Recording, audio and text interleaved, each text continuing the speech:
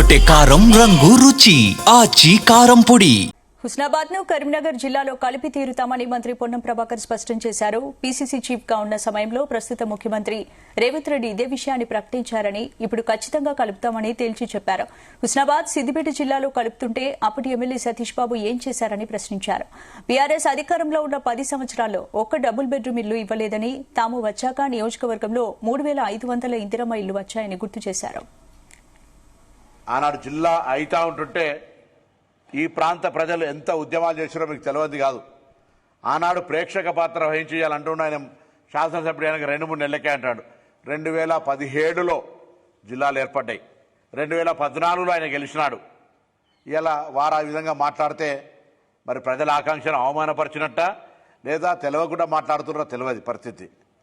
ఇలా నేను అడుగుతా ఉన్నా, మీరు సాక్షాత్ నాకు ఇంకేయాలి, సరే నేను కేబినెట్ మంత్రిని, ముఖ్యమంత్రి గారి దగ్గరకు సంబంధించిన ఇష్యూలో నేను పార్టీకి సంబంధించి పూర్తి అప్డేట్స్ మా ప్రతినిధి గోపికృష్ణ అందిస్తారు. గోపి, స్పందన అయితే రానున్న మున్సిపల్ ఎన్నికల వేళ హుస్నాబాద్ ప్రజలకైతే మంత్రి పొన్నం ప్రభాకర్ తీపి కబురు చెప్పారు. అయితే హుస్నాబాద్ అయితే ఉమ్మడి కరీంనగర్ జిల్లాలో కలిపి తీరుతామని మంత్రి పొన్నం ప్రభాకర్ అయితే స్పష్టం చేశారు. హుస్నాబాద్ నియోజకవర్గ ఎమ్మెల్యేగా ఉన్న అతను హుస్నాబాద్ ప్రజలకు ఏదైతే ఎన్నికల హామీలో ఇచ్చిన విధంగా మాత్రం స్పష్టంగా కలుపుతామని అయితే ఈ రోజు అయితే హుస్నాబాద్ మీడియా ముఖంగా అయితే ప్రజలకు తెలిపారు. పీసీసీ చీఫ్ గా ఉన్న సమయంలో ప్రస్తుత ముఖ్యమంత్రి ఉన్న రేవంత్ రెడ్డి ఈ విషయాన్ని ప్రకటించారని, ఇది పూర్తి స్థాయిలో ఖచ్చితంగా కరీంనగర్లో కలిపి తీరుతామని కూడా ఆయన స్పష్టం చేశారు. మున్సిపల్ ఎన్నికల వేళ కాంగ్రెస్ అభ్యర్థి బలపరిచిన అభ్యర్థులను అయితే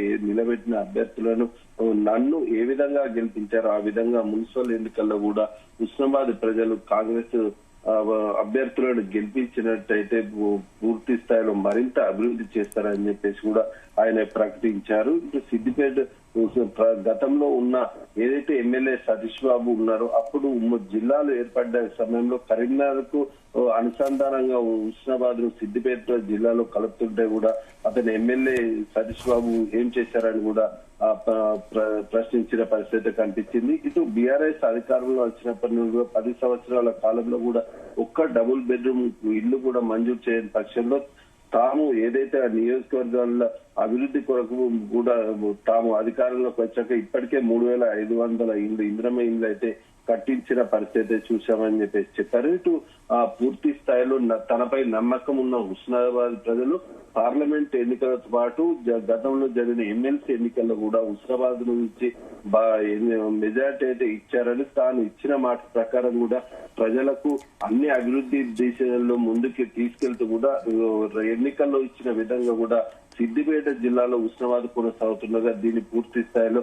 కరీంనగర్ లో ఖచ్చితంగా కలిపి తీరుతానని కూడా స్పష్టం చేసిన పరిస్థితి మనకు కనిపిస్తుంది. ఆ 10 ఏళ్ల హయాంలో కూడా ఆ బీఆర్ఎస్ లో అభివృద్ధి చేయకనే ఇటు ప్రజలైతే తాముకు ఏదైతే నమ్మకంపై గెలిపించారో వారికైతే ఖచ్చితంగా ముందు చేస్తామని అభివృద్ధి దిశగా హుస్నాబాద్ తీసుకెళ్తారని కూడా ఆయన సూచించిన పరిస్థితి మనకు కనిపిస్తుంది.